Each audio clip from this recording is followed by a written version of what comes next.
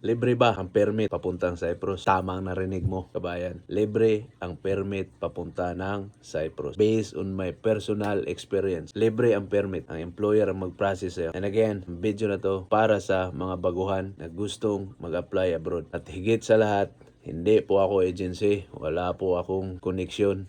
And kahit ano, ginawa ko to, ang video na to, para sa mga bago na gustong mag-abroad para meron na rin silang mga idea. Bago ang lahat, intro muna. Ay di madali, kaya dapat sipagan. Kailangan araw-araw lumaban. Dapat laging may tiyaga.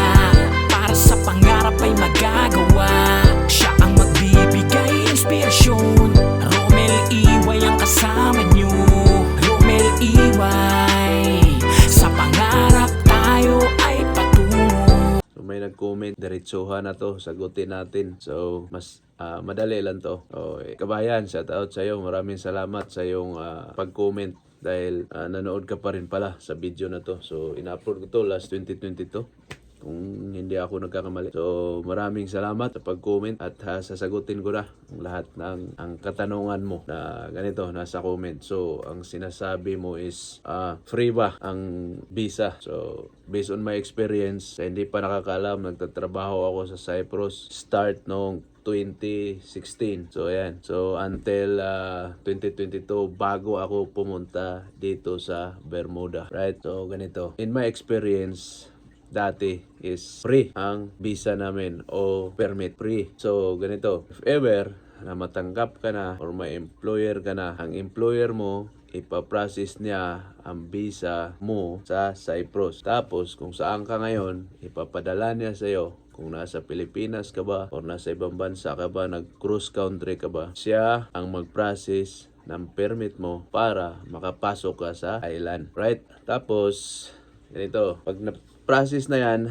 mga nasa 2 months, maximum, minimum 2 months yun na pag-process niya ang visa na yan. Dahil ang Cyprus ay hindi siya madali mag-process. Pero aram ng mga employer yun. At sila na rin ang mabagbayad ng bayarin nila para sa permit mo. Based yan sa aking experience dahil doon ako dati. At yun ang ginagawa palagi na sila ang mag-process, ipadala sa'yo. Nang matanggap mo na, kailangan mo na lumipad sa bansa kung saan ka pupunta. Kung saan banda dyan sa Cyprus.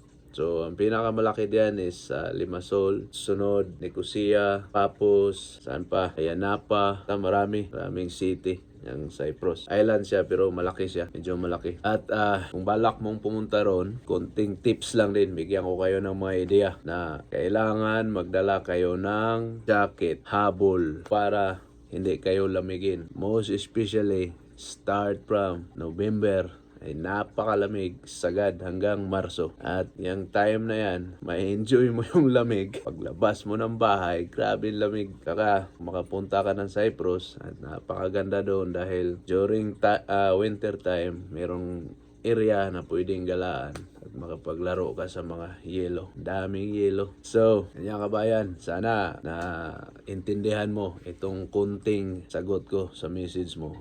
Free ang permit. Ang employer ang magbabayad. Pagdating mo naman doon sa Cyprus, either nasa sa iyo na yan kung ano ang ninyo. Kung gusto mong mag stay out ka, stay in sila. Pero sa kontrata nyo nakalagay doon free. Sila ang magbabayad.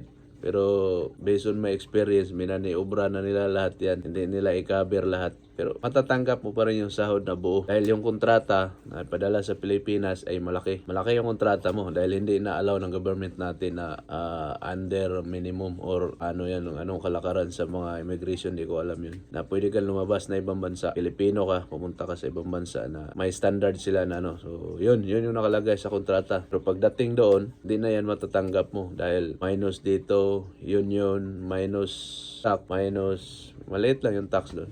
Basta at least di ka pa rin lugi. Panalo ka pa rin. So, ang daming doon, daming mga Pilipino, mga kababayan natin na nandoon sa Cyprus. At napakasaya doon. I enjoy mo talaga ang Europe. Napakaganda lalo't linggo. punong-puno yung plaza ng Limasul. So yun yung parang lahat ng baba sila doon. Doon kayo, magkita-kita kayo lahat. So yun lang, libreng permit papunta ng Cyprus. Covered yan ng employer mo, right? At itong video na to para lang din sa mga baguhan na gustong pumunta. Sa sunod natin tatalakayan kung paano mag-cross country, kung anong mga dapat na gagawin. So abangan nyo yan sa sunod na video. Sana mag-subscribe na kayo at mag-like at mag-comment na rin kayo kung saan kayo ngayon para malaman din ng ating mga kababayan at magawa natin ng istorya. Maraming salamat. God bless us all. Bye-bye.